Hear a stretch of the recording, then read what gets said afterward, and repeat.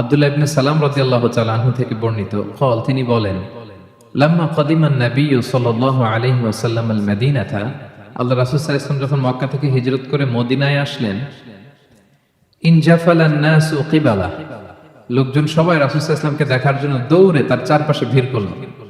ওয়াকিলা কদ কাদিমা রাসূলুল্লাহ, কদ কাদিমা রাসূলুল্লাহ, কদ কাদিমা রাসূলুল্লাহ, সবাই খুব রাশ করতেছিল রাসূল সাল্লাল্লাহু আলাইহি ওয়াসাল্লামকে দেখার জন্য, চারপাশে ভিড় করতেছিল এবং বলতেছিল এই রাসূল আসছে, রাসূল আসছে, রাসূল আসছে, এরকম বলতেছিল।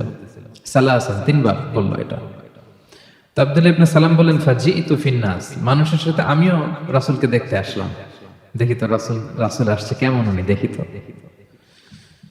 ফালাম্মা তাবায়য়ানতু ওয়াজহা, আমি দূর থেকে খুব স্পষ্ট তার চেহারাটা দেখতে পাচ্ছিলাম না, কিন্তু কাছে এসে যখন স্পষ্ট তার চেহারাটা দেখতে পেলাম, আরাফতু আন্না ওয়াজহাহু লাইসা বিওয়াজহিন কাযাব, আমি এটা বুঝতে পারলাম যে এই চেহারা কোনো মিথ্যাবাদীর চেহারা হতে পারে না।